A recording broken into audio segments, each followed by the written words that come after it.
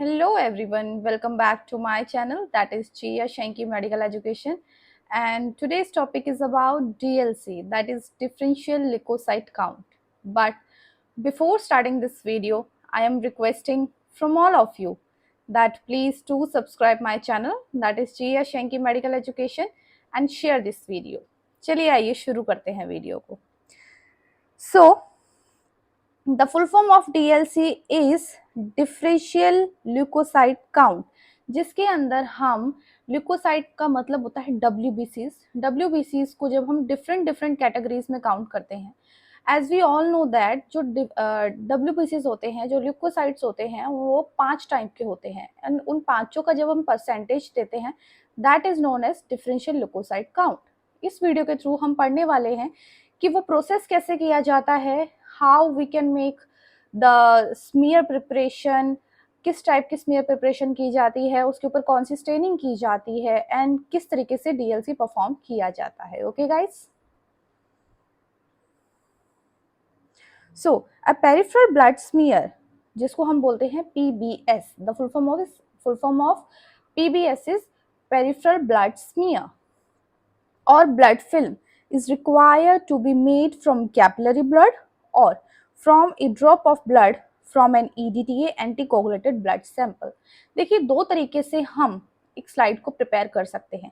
या तो capillary blood से ले सकते हैं जिसका हमें 1 ड्रॉप चाहिए होता है, ठीक है, या फिर अगर हम वेनस ब्लड ले रहे हैं तो उसको हमें EDTA दैट मीन्स एंटीकोगुलेटेड के साथ में मिक्स करना पड़ेगा, उसके बाद हम उसको परफॉर्म कर सकते हैं.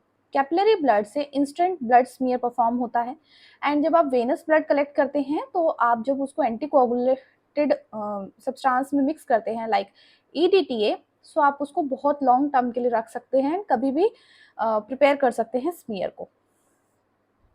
Blood smears are needed for microscopic examination of blood. Blood smear क्यों बनाते हैं हम? ताकि हम ब्लड का माइक्रोस्कोपिक एग्जामिनेशन कर सकें. माइक्रोस्कोपिक एग्जामिनेशन में हम ब्लड के अंदर जितने भी पाए जाने वाले सेल्स हैं उनकी काउंटिंग करते हैं, उनकी मोर्फोलॉजी की स्टडी करते हैं, आर दे नॉर्मल और नॉट. ओके, उसके बाद most commonly blood smears are used for differential leukocyte count. सबसे ज़्यादा जब हम ब्लड स्मीयर बनाते हैं ज़्यादातर उसको डीएलसी के लिए ही बनाया जाता है, that means differential leukocyte counting के लिए ही उसको परफॉर्म किया जाता है. The DLC involving the counting of 100 white blood cells, noting the number. DLC में क्या होता है, जो व्हाइट ब्लड सेल्स होते हैं उनको 100 काउंट करना होता है हमें, ओके, एंड उनके नंबर एंड टाइप को नोट करते हैं. And characteristics of blood cells which aids the physician in diagnosis viral infection, जिससे कि फिजिशियन को ये हेल्प होती है कि सर्टेन टाइप ऑफ, अगर WBC बड़ा है तो वायरल इन्फेक्शन है या बैक्टीरियल इन्फेक्शन है या पैरासाइटिक इन्फेक्शन है या कोई सर्टेन ब्लड डिसऑर्डर है जैसे कि अनीमिया, ल्यूकेमिया, बैक्टीरियल और पैरासाइटिक इन्फेक्शन. डीएलसी की परसेंटेज के अकॉर्डिंगली फिजिशियन को ये जांचने में हेल्प रहती है. Then commonly 2 types of blood smears are prepared for the diagnosis as well as prognosis of any abnormalities if present. Commonly 2 type के हम स्मीयर्स बनाते हैं जिससे कि हम एबनॉर्मेलिटीज को देखते हैं अगर प्रेजेंट होंगी ब्लड के अंदर तो. अब वो 2 स्मीयर कौन सी है? Thin and thick blood smear. सबसे पहले बात करते हैं थिन ब्लड स्मीयर, मतलब पतली वाली ब्लड स्मीयर के बारे में. So the thin blood smear is prepared for studying the morphology of blood sales and for the identification of microbial agents. जो थिन ब्लड स्मीयर हम बनाते हैं उससे हमें ब्लड सेल की मॉर्फोलॉजी के बारे में पता लगता है, उनकी शेप साइज के बारे में पता लगता है एंड माइक्रोबियल एजेंट की आइडेंटिफिकेशन हेल्पफुल रहती है. उनके आइडेंटिफिकेशन को हम कर सकते हैं, आइडेंटिफाई कर सकते हैं माइक्रोबियल एजेंट अगर प्रेजेंट है तो. उसके बाद the thick blood smears are prepared for detecting the blood parasites.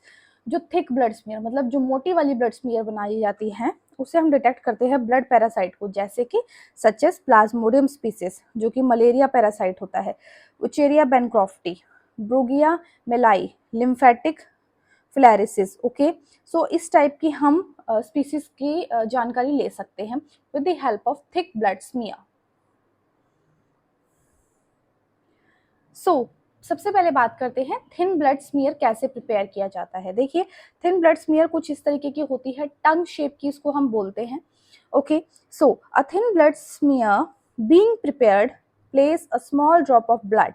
हमने क्या करना है, देखिए ये जो स्लाइड है, ये स्लाइड है ना, ये इसका फ्रोस्टेड एरिया होता है। क्या होता है? Frosted area.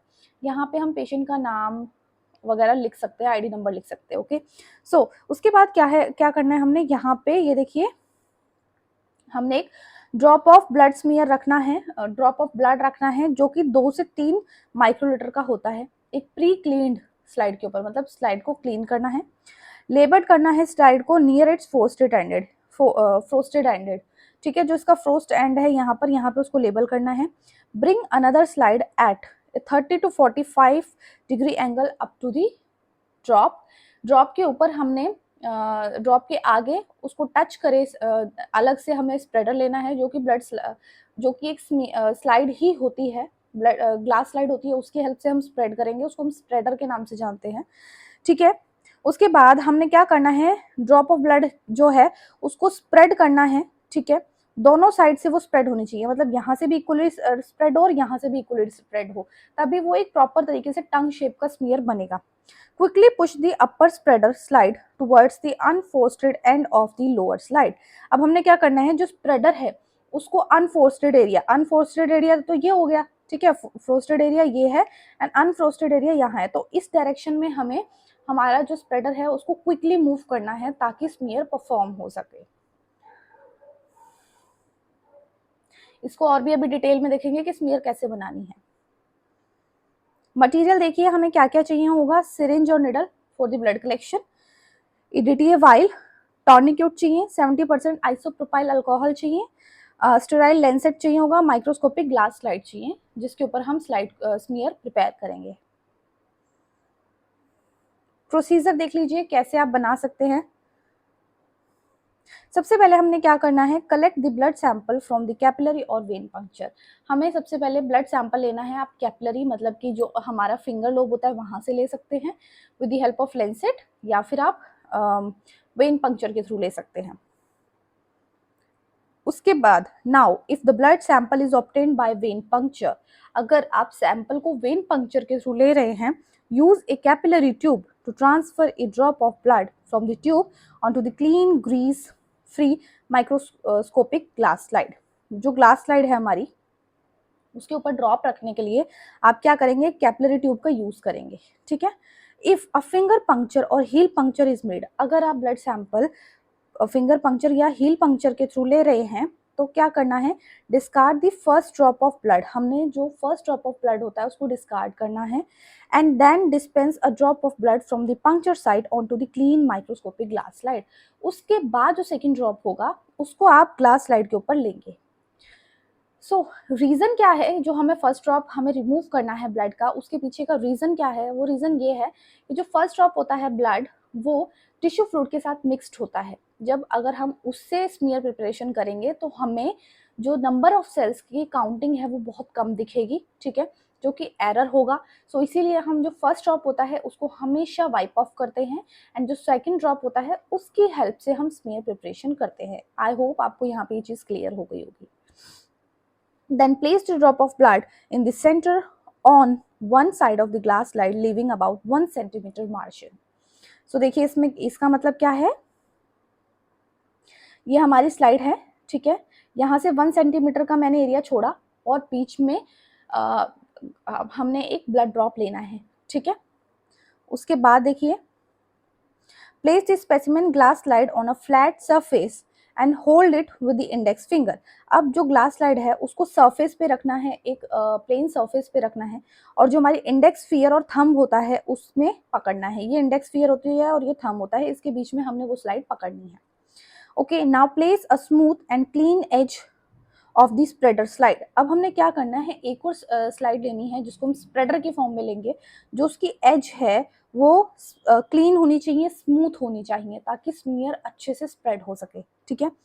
उसको लेना है at the angle about 30 to 45 degree. कितने एंगल पे, ये जो एंगल बन रहा है ये 30 to 45 डिग्री का बन रहा है और ये जो है वो स्प्रेडर है। ओके गाइस, उसके बाद move the spreader slide towards the drop of blood until the contact is made with the drop of blood at a specific angle। अब हमने क्या करना है, ये जो स्प्रेडर है ये मैंने आप ध्यान से देखें तो जो ड्रॉप ऑफ ब्लड है उसके आगे रखा है ना कि पीछे रखा है।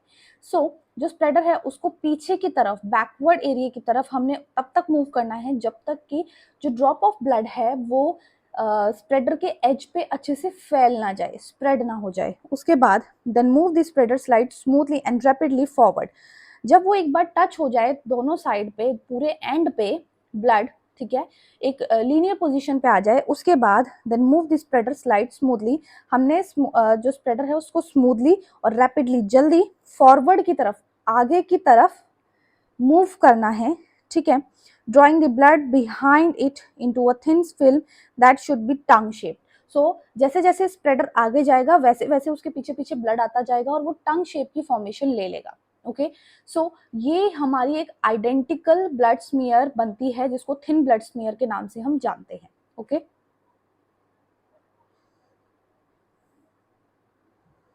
उसके बाद देखिए allow the blood smear to dry, air dry, ठीक है। सो देखिए आप यहाँ पे देख सकते हैं, एक बार मैं दोबारा बता देती हूँ आपको क्या करना है। आपने कि ड्रॉप ऑफ ब्लड लेना है, 1 सेंटीमीटर का एरिया छोड़ना है आपने स्टार्टिंग से, एंड ड्रॉप ऑफ ब्लड लेने के बाद आप स्प्रेडर लेंगे। स्प्रेडर का angle has to be 30 to 45 degree का रहना चाहिए। उसके बाद जो हमारी स्लाइड स्प्रेडर है उसको पीछे की तरफ बैकवर्ड एरिया की तरफ आप खींचेंगे एंड जो ब्लड है वो एजेस पे अच्छे से स्प्रेड होना चाहिए। आप यहाँ पर देख सकते हो कि ब्लड कितने अच्छे से एज पे स्प्रेड हो गया है। उसके बाद हम क्या करेंगे, जो हमारा स्प्रेडर है उसको फॉरवर्ड तरीके में आगे की तरफ हमने स्प्रेड करना है स्मूथ और क्विकली वे में, ठीक है। सो जब हम आगे की तरफ पुश करेंगे उसको फॉरवर्ड में तो जो ब्लड है वो धीरे धीरे स्मीयर के जो स्प्रेडर है उसके एज के साथ टच होकर आगे की तरफ आता जाएगा और वो टंग फॉर्मेशन ले लेता है। सो इस तरीके से आपकी स्मीयर बन जाती है जो कि टंग शेप की होती है और उसे हम थिन स्मीयर के नाम से जानते हैं। After that allow the blood smear to be air dried completely. Blood smear को एयर ड्राई होने दें। Do not blow air on the slide from any source if an effort to enhance drying it may distort the smear. मतलब आपने कोई artificial air नहीं देनी है उससे, ठीक है। उसको नॉर्मल एयर में, नेचुरल एयर में आप उसको स्लाइड को ड्राई होने दें। आर्टिफिशियल एयर देंगे तो ब्लड सेल्स डैमेज हो सकते हैं। Now using a lead pencil, एक लिड पेंसिल का यूज करें या फिर ग्लास मार्किंग पेंसिल का यूज करें और राइट करना है name, identification number, date on frosted end. Frosted end मैंने आपको बता दिया था, ठीक है, स्लाइड के ऊपर। Do not use a wax pencil, wax pencil ना यूज करें, मार्कर ना करें, कोई पेन यूज ना करें एज इट डिजॉल्व, क्योंकि वो डिजॉल्व हो जाता है and washed out during the staining process. जब हम स्टेनिंग का प्रोसेस करते हैं तो हमारे पास वहाँ पर एक्वस सोल्यूशंस होते हैं, लिक्विड फॉर्म में होते हैं एंड उसकी वजह से वो चीज़ें धुल सकती हैं। सो इसीलिए हम उनको यूज़ नहीं करते हैं। आप डायमंड मार्कर पेंसिल यूज़ कर सकते हैं या फिर आप लिड पेंसिल यूज़ कर सकते हैं, विच इज़ बेस्ट। अब बात करते हैं थिक ब्लड स्मीयर के बारे में। सो थिक ब्लड स्मीयर कुछ इस तरीके की बनती है। सो a thick blood film smear requires a large volume of blood as compared to thin blood film, which enable the more efficient detection of parasites in the blood specimen. So जो thick blood smear होती है वो thin blood smear के comparatively ज़्यादा amount of blood का requirement लेती है। Okay, and जो थिक ब्लड स्मीयर होती है उसमें हम पैरासाइट की डिटेक्शन कर सकते हैं बहुत ईजी। उसके बाद a thick blood smear is made by spreading a large blood drop in a small area of about 1 centimeter, which provides a better opportunity to detect various parasitic forms against a more transparent background. So इसमें क्या होता है कि हमने एक थोड़ा मोटा blood drop लेना है एंड उसको हम स्प्रेड करते हैं राउंड पोजीशन में, ठीक है, सर्कुलर मोशन में, एंड वो 1 सेंटीमीटर का बनता है। मटेरियल इसमें हमें सिरिंज और निडल चाहिए, ऑलमोस्ट वही चीज़ें चाहिए जो थिन ब्लड स्मीयर के लिए चाहिए होती है। इरिटिवाइल, टॉर्निक्यूट, 70% isopropyl alcohol, sterile Lancet and microscopic glass slide चाहिए होता है। Now let us discuss about the procedure for the thick blood smear. So now firstly we have to collect the blood sample from a capillary or vein puncture. आप capillary या vein puncture से blood sample ले सकते हैं। उसके बाद now if the blood sample is obtained by vein puncture, अगर vein puncture से ले रहे हैं, use a capillary tube to transfer a large drop of blood from the tube onto the green grease free microscopic glass slide, ठीक है। सो glass slide जो है हमारी वो क्लीन एंड ग्रीस फ्री होनी चाहिए।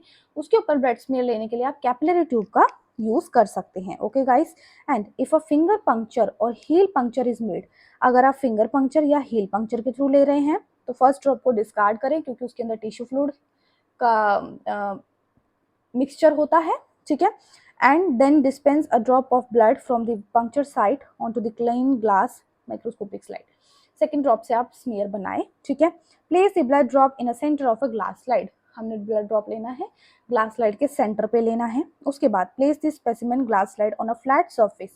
अब वो जो स्पेसिमेन हमने जिस ग्लास स्लाइड के ऊपर रखी है उस ग्लास स्लाइड को हम फ्लैट सरफेस पे रख देंगे। Hold it with the index finger and thumb, index finger and thumb के हेल्प से उसको होल्ड करना है, ठीक है। ऑफ द लेफ्ट हैंड में करना है या फिर राइट हैंडेड पर्सन है तो वो भी उस तरीके से भी आप कर सकते हैं। Now spread the blood evenly in a smear और filth of about 10 mm wide and about the thickness through which you are able to read the words when the slide is placed on the printed paper। अब आपने क्या करना है, 10 mm तक के area तक उस स्मीयर को स्प्रेड करना है और उसके बाद आपने क्या करना है, जो स्मीयर है जो स्लाइड है आप उसको ले, कहीं पर भी जैसे न्यूज़पेपर है वहाँ पे प्रिंट्स होते हैं, ठीक है, उसके ऊपर रखें एंड मेक श्योर कि जो आपने स्मीयर बनाई है उसके ट्रांसपेरेंसी में आप वो जो वर्ड्स लिखे हैं उनको पढ़ पा रहे हैं अच्छे से, तभी वो स्मीयर प्रॉपर तरीके से बनी है, ठीक है। उसके बाद allow the blood smear to be air dry होने चाहिए कम्प्लीटली, कोई ब्लो नहीं करना है उसे क्योंकि वो डिस्टॉर्ट कर देगा स्मीयर को खराब कर देगा, ब्लड सेल टूट जाएंगे। And using a lead pencil, again lead pencil को यूज करें, ठीक है। Write the name, identification number and the date of the frosted end on to the slide. जो एंड होता है फ्रोस्टेड एंड स्लाइड का उसके ऊपर आप आइडेंटिफिकेशन नंबर डेट ये सब लिख सकते हैं। वैक्स पेंसिल ना यूज करें, मार्कर ना करें, पेन ना करें, ड्यूरिंग स्टेनिंग प्रोसेस वो डिसॉल्व हो जाएगा, वॉश आउट हो जाएगा। अब देखिए थोड़ा सा देख लेते हैं मॉर्फोलॉजी के बारे में। फॉर एग्जाम्पल दिस इज अ हमारी जो थिन स्मीयर होती है वो है। सो थिन स्मीयर में देखिए यहाँ से हमारी स्मीयर स्टार्ट हुई थी बननी। सो इस एरिया को हम बोलते हैं हेड, ओके, क्या बोलते हैं, हेड बोलते हैं। And this portion is known as body, ठीक है। उसके बाद this portion is known as tail, ठीक है। एंड ये जो पोर्शन है इसको हम बोलते हैं जोन ऑफ मॉर्फोलॉजी। क्या बोलते हैं, जोन ऑफ मॉर्फोलॉजी। जो जोन ऑफ मॉर्फोलॉजी होता है वो आइडेंटिकल माना जाता है for the identification of blood sales, क्योंकि वहां पे स्प्रेड बहुत अच्छे से होते हैं। दोबारा मैं आपको ये बता देती हूँ दूसरे डायग्राम में, देखिए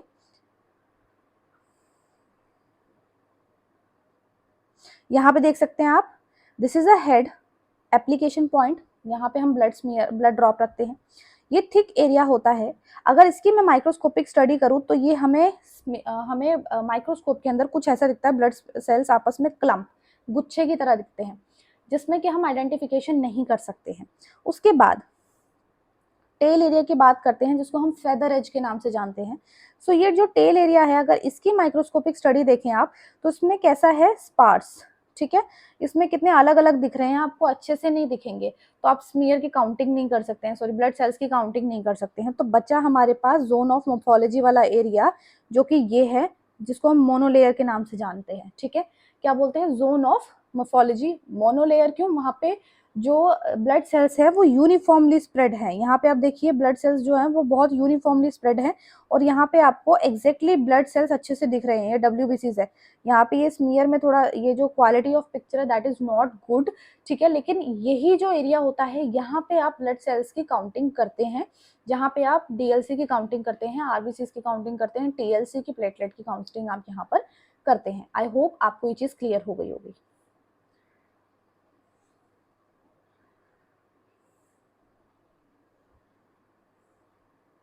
स्टेनिंग प्रोसीजर के बारे में देख लीजिए।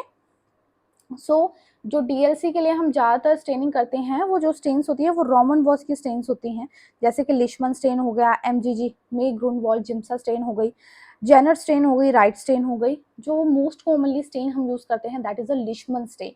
रेस्ट ऑफ स्टेन्स के बारे में मैंने अलग से सेपरेट वीडियोस बना रखी हैं, आप रोमन वॉस की स्टेन के नेम से वो वीडियो अपलोडेड है on my channel already, haematology के सेक्शन में जाकर प्लेलिस्ट में आप वहाँ पर वो जाकर वीडियो को देख सकते हैं अगर आपको डिटेल स्टडी लेनी है सभी स्ट्रेन्स के बारे में।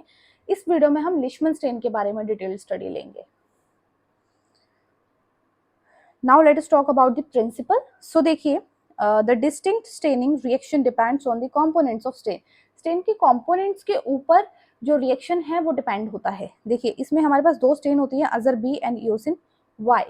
So the acidic elements in the cell के अंदर जो acidic element होते हैं, acidic element कौन सा होता है सेल के अंदर? Nucleic acid. For example this is a cell, this is a nucleic acid, ठीक है, ठीक है. सो ये जो होता है ये एसिडिक इन नेचर होता है, this is a cytoplasm, this is a basic in nature, ठीक है. And protein of the cell nucleus bind the basic die.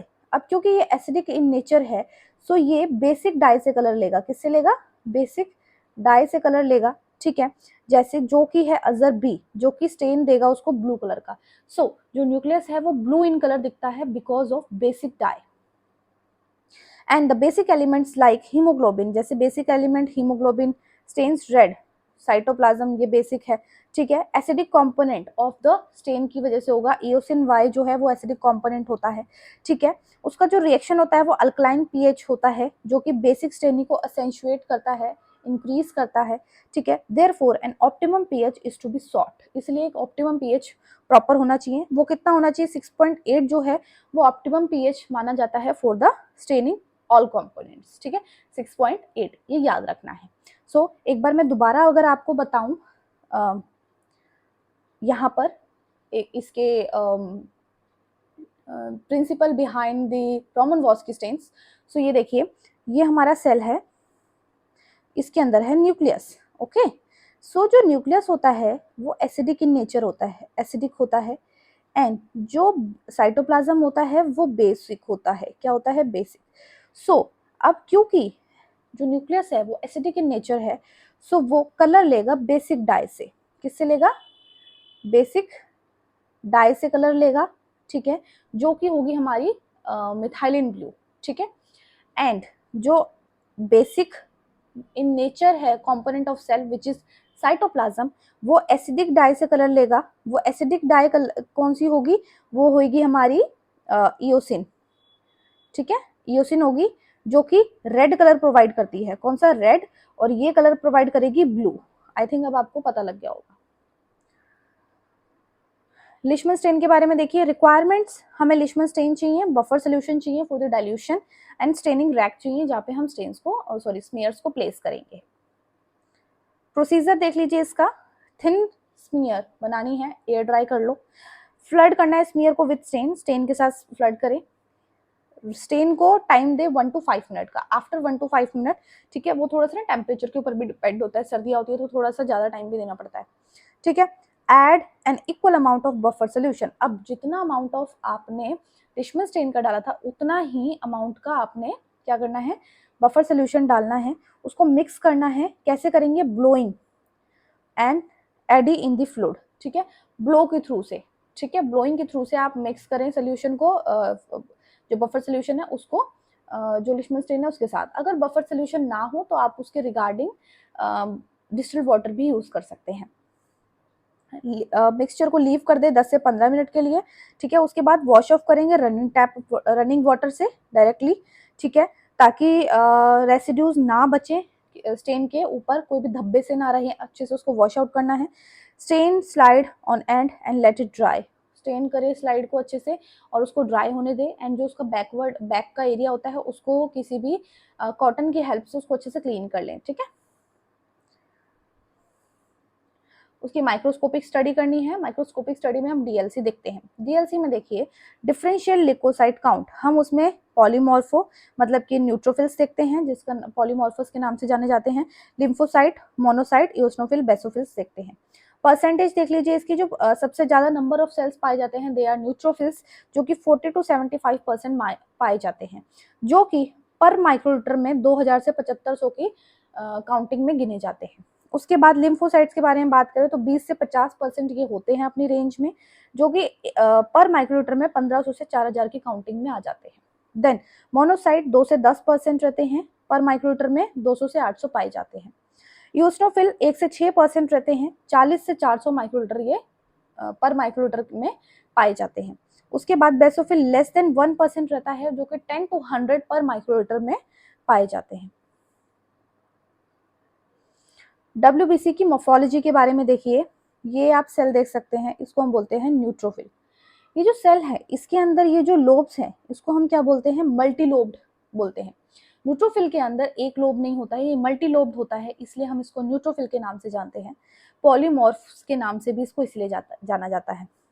इसका फंक्शन होता है, अगर हमारी बॉडी में बैक्टीरियल या फंगल इन्फेक्शन है तो उससे लड़ने के काम ये आता है।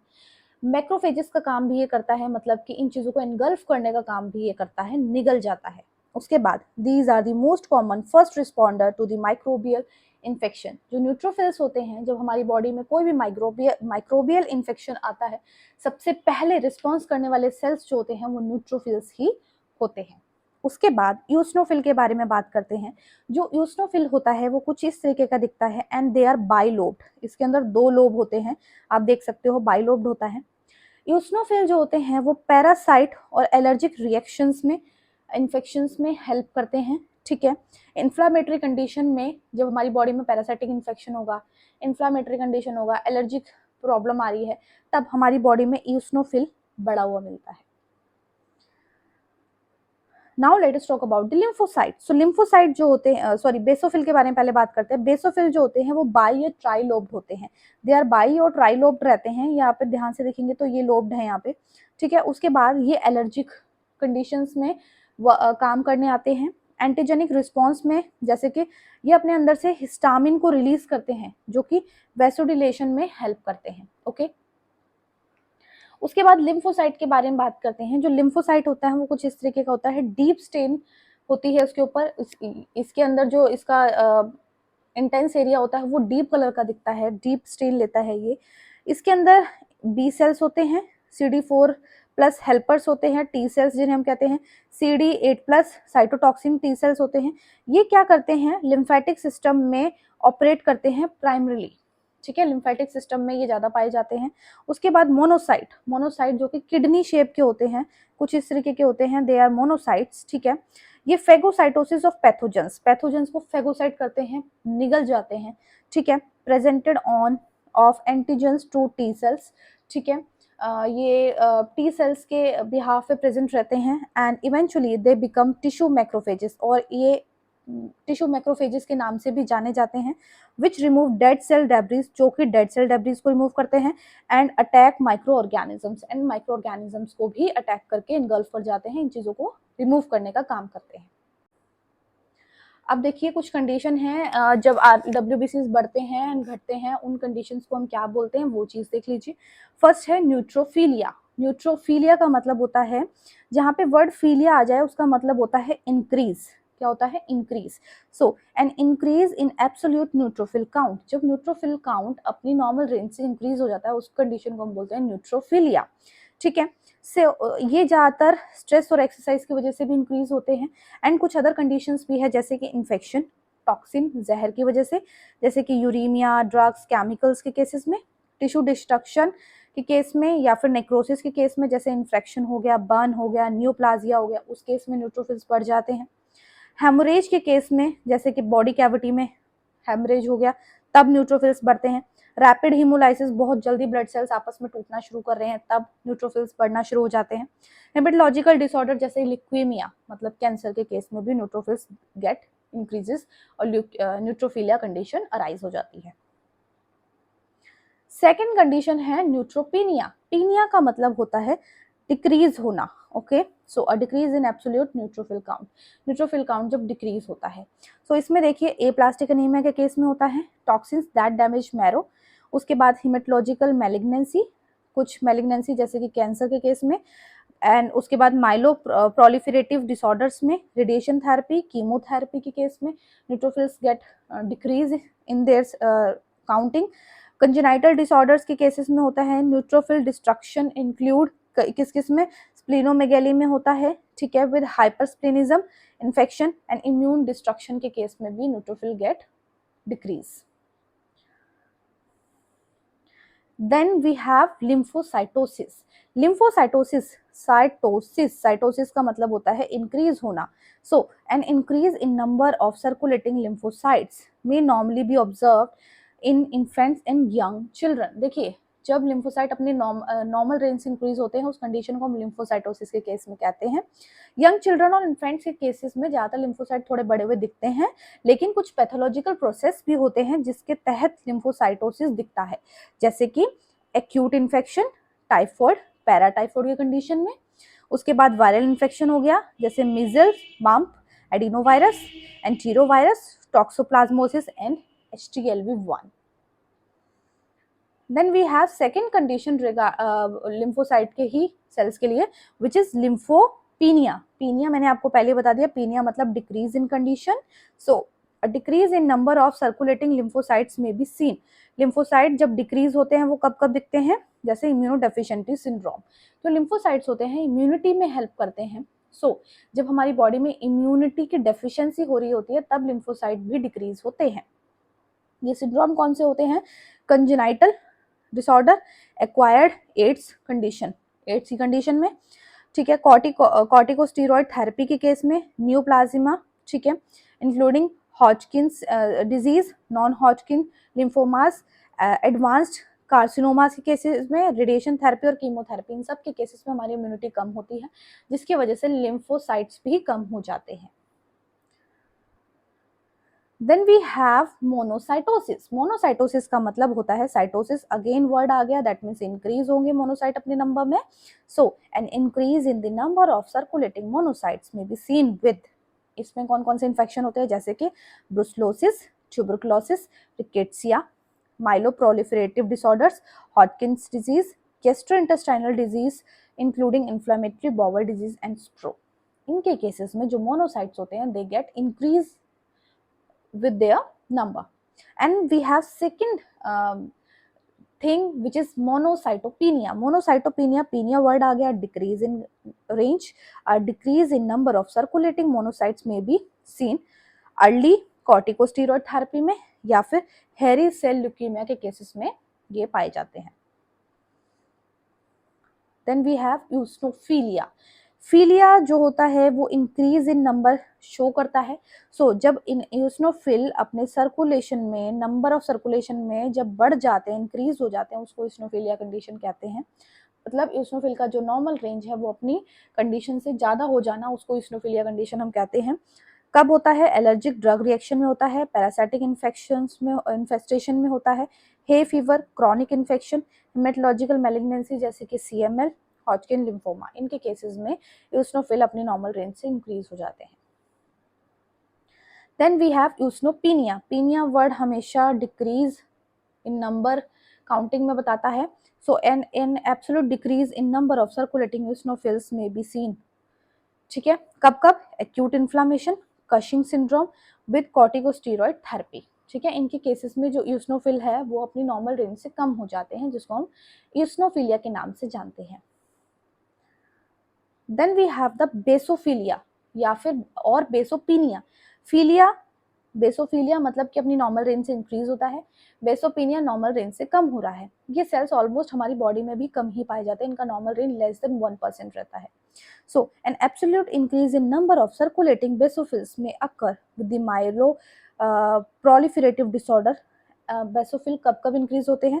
माइलो प्रोलिफरेटिव डिसऑर्डर के केस में होते हैं और एलर्जिक रिएक्शंस के केसेस में basophil get increase with their number. And decrease कब होते हैं वो? जब basophil may occur with the same condition जो कि इओसिनोपेनिया के केस में होता है। इओसिनोपेनिया जब होगा तब बेसोपेनिया भी दिखाई देता है।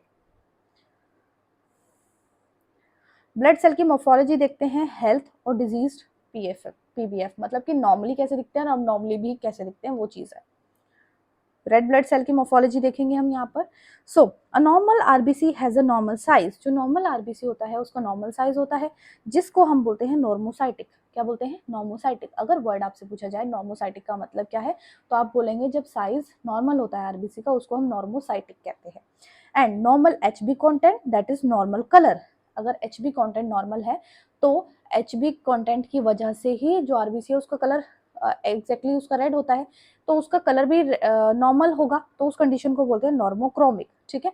नॉर्मोसाइटिक, नॉर्मोक्रोमिक जो होता है वो RBC नॉर्मल कंडीशन में दिखता है, मतलब normal in shape size, and HB content normal है, कलर भी नॉर्मल है। Red cells are stain by eosin component, जो रेड सेल है वो योसिन कंपोनेंट, रोमन वॉल्स की डाई के जो योसिन कंपोनेंट्स होते हैं उनसे स्टेन लेते हैं, तभी ये रेड इन कलर दिखते हैं। अब causes of variation in RBC morphology, RBC की मोर्फोलॉजी के अंदर जब वेरिएशंस आते हैं, चेंजेस आते हैं, ठीक है, ऑल्ट्रेशंस आते हैं, उसकी कॉजेज क्या क्या है, कारण क्या क्या है। देखिए, अब नॉर्मल इरिथ्रोपोइसिस, ठीक है, नॉर्मल तरीके से इरिथ्रोपोइसिस हो रहा है, आरबीसीज अब नॉर्मल तरीके से बढ़ रहे हैं। इनएडिक्वेट एचबी सिंथेसिस, एचबी का जो सिंथेसिस है, एचबी का जो बनना है वो अच्छे से नहीं हो रहा है, ठीक है, डेफिशिएंसी के साथ बन रहे हैं वो, ठीक है। उसके बाद डैमेज टू और changes affecting RBCs after living the bone marrow, जब आरबीसीज बोन मैरो में बन जाते हैं और उसके बाद जब वो लीव करते हैं बोन मैरो को सर्कुलेशन में आने के लिए, तब वहां पे वो डैमेज हो जाते हैं। या फिर attempts of the bone marrow to compensate the anaemia, ठीक है, या फिर बोन मैरो में ही कोई ऐसी दिक्कत आ रही है जिसकी वजह से अनीमिया की कंडीशन अराइज हो रही है। रेड ब्लड सेल के अननॉर्मेलिटीज देख लीजिए। Red blood cell size abnormality देखिए, माइक्रोसाइट मतलब कि स्मॉल इन साइज, जब आरबीसीज अपने नॉर्मल साइज को छोड़ के छोटे हो जाते हैं उसको हम बोलते हैं माइक्रोसाइट, ठीक है। These are seen in iron deficiency anaemia, iron deficiency anaemia के में दिखते हैं। हेरिडेटरी स्फेरोसाइटोसिस के केस में दिखते हैं। थैलेसीमिया के केस में जो आरबीसीज का साइज होता है वो छोटा हो जाता है, जिसको हम बोलते हैं माइक्रोसाइट। एंड मैक्रोसाइट उसका उल्टा हो जाएगा, आरबीसीज अपने नॉर्मल साइज से बड़े हो जाएंगे, ठीक है। So this will be macrocyte, large in number, large in size, sorry, ठीक है। सो ये कब होता है, विटामिन बी 12 और फोलिक एसिड की डेफिशिएंसी में, लिवर डिसऑर्डर की डेफिशिएंसी में, पोस्ट प्लेग्नोक्टोमी अनीमिया के केस में ये पाया जाता है। आरबीसी शेप अबनॉर्मेलिटी में देख लीजिए, पहला होता है स्फीरोसाइटोसिस। क्या है, स्फीरोसाइट्स। सो इसमें स्मॉल हो जाते हैं, राउंड शेप में हो जाते हैं। Also red blood cell thick हो जाते हैं, वैसे रेड ब्लड सेल इतने थिक नहीं होते हैं लेकिन इसमें थिक हो जाते हैं। हेरिडेटरी स्फीरोसाइटोसिस और एक्वायर्ड इम्यून हीमोलाइटिक एनीमिया के केस में ये दिखते हैं। देखिए, नॉर्मल ब्लड सेल ऐसा दिखता है रेड सेल, और स्फीरोसाइटोसिस ऐसा दिखता है ब्लड वेसल के अंदर।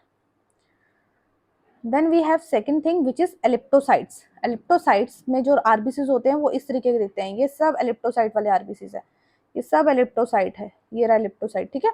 सो दीज आर सिक्ड शेप्ड और ओवल शेप्ड, इनको ये सिक्ड शेप या फिर सिक्कल शेप या फिर इसको ओवल शेप के नाम से जाना जाता है।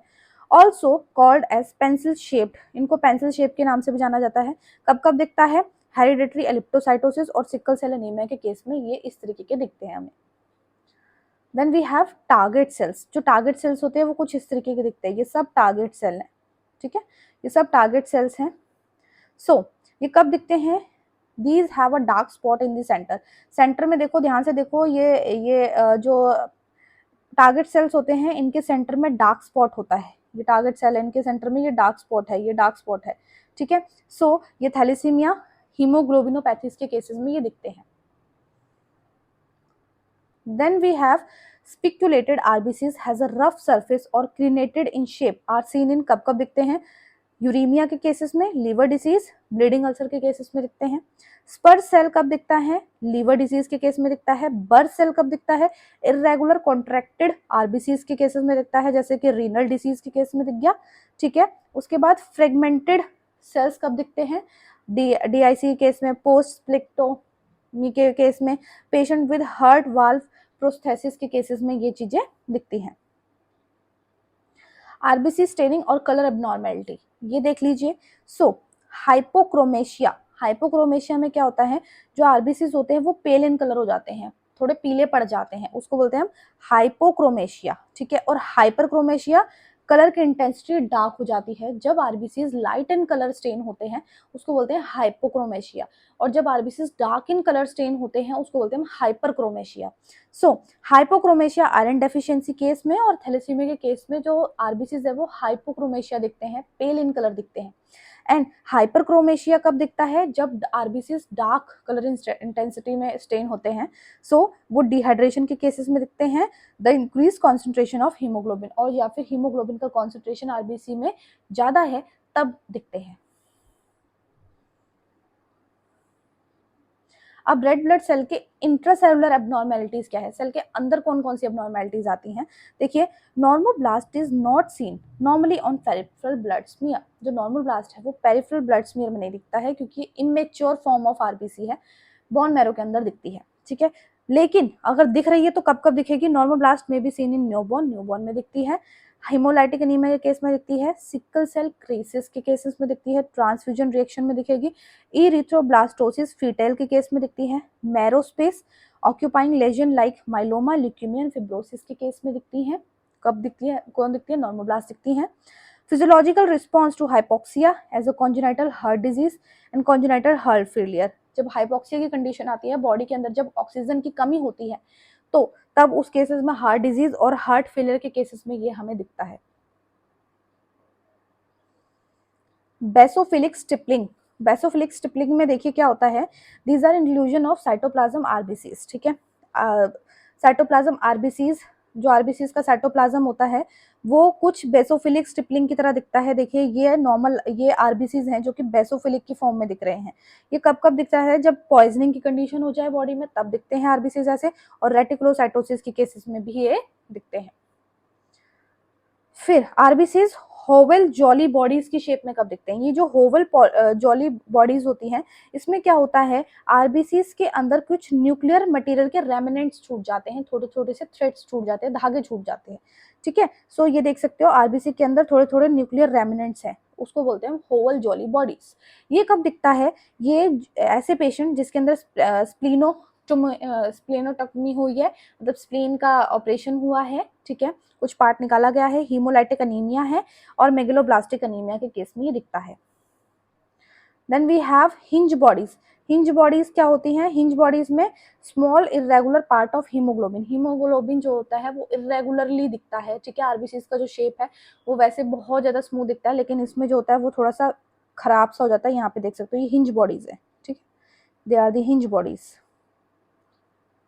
ये हिंज बॉडीज है, ठीक है। ये कब दिखता है, हीमोग्लोबिनोपैथीज के केस में, हीमोलाइटिक एनीमिया के केसेस में, G6PD डेफिशिएंसी के केसेस में दिखते हैं, drug induced injury to RBCs इनके केसेस में दिखते हैं। Then we have dimorphic red cells. Dimorphic red cells जो होते हैं, this is a feature of sideroblastic anaemia. Sideroblastic anaemia में दिखते हैं, ये कुछ इस तरीके के भी दिखते हैं और इस तरीके के दिखते हैं, मतलब कि एक ही स्मेयर में दो तरीके के आरबीसीज दिख रहे हैं, उसको हम डाइमॉर्फिक रेड सेल्स बोलते हैं। Also seen a patient with post transfusion abnormal changes, जब किसी पेशेंट के अंदर हम ट्रांसफ्यूजन करते हैं ब्लड का और उसके बाद कोई अबनॉर्मल चेंजेस आ रहे हैं तब इसको देखा जाता है वाइड, ठीक है। सो ये है आरबीसीज के, जो कि हमें अबनॉर्मेलिटीज दिखती है जब सेल के अंदर जब अबनॉर्मेलिटीज आ जाती हैं।